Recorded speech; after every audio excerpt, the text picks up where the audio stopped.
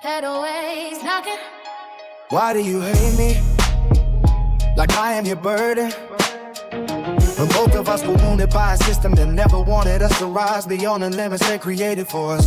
We were taught to dream with empty pockets, to survive in cities where hope is raining by the hour. And every closed door reminds us the struggle was inherited long before we arrived here, yeah. Somehow when the pressure breaks us apart, you look at me as if I designed the chains that keep us both from climbing to the top. They say the grass is greener on the other side, but nobody tells you how often the grass is watered with sacrifice. Loneliness is silent pain. People leave home chasing opportunities across oceans, believe another country or another city will heal with poverty and disappointment destroyed. But illusion lives everywhere, hiding behind bright lights, luxury apartments, and promises that vanish when the rent is due. You and I lost faith in the same machine, the same economic system that rewards greed, while hungry mouths wander the street searching for dignity. Every headline speaks of global conflict, inflation, and broken governments, while ordinary people are forced to carry the weight of decisions they never made. The rich call it policy,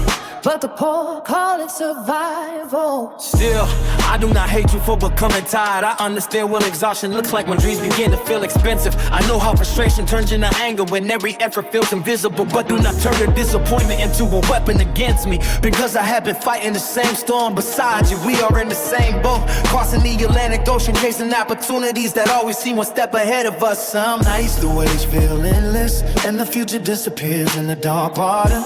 But even then we continue moving, because stopping would mean surrendering to everything designed to break us. Survival itself becomes an act of rebellion.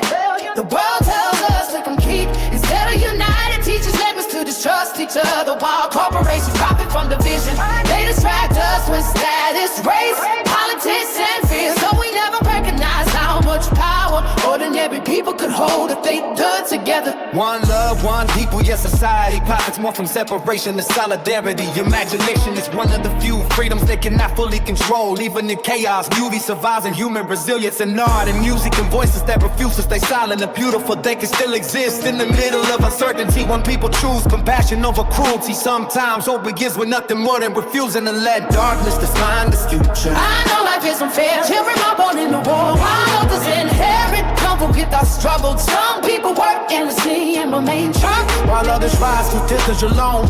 But I'm banishing that convince us to destroy one another. The downfall of the system was never created by the broken hearts trying to survive inside it.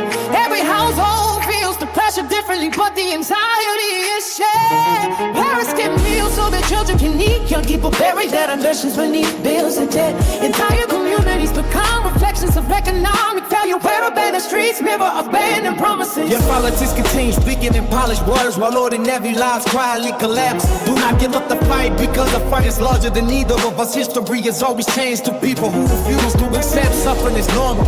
Even when crisis moves slowly, persistence matters. Every act of kindness, every word praised against injustice, every refusal to surrender becomes proof that humanity still exists beneath the ruins. Maybe we were never meant to carry this weight alone. Maybe the answer is not blaming each other, but recognizing that pain has made us convincing, fearful and high. Here we can't act while we keep turning our frustrations inward. We need understanding more than judgment, unity more than pride. Oh, but you see me struggling beside you, do not treat me like your enemy. I am another soul, trying to survive a collapsing road, searching for meaning in the middle of uncertainty, and me to know the seed that keeps failing us. I still believe people can rise above it together, not through hate, but through courage, compassion, and the refusal to stop dreaming.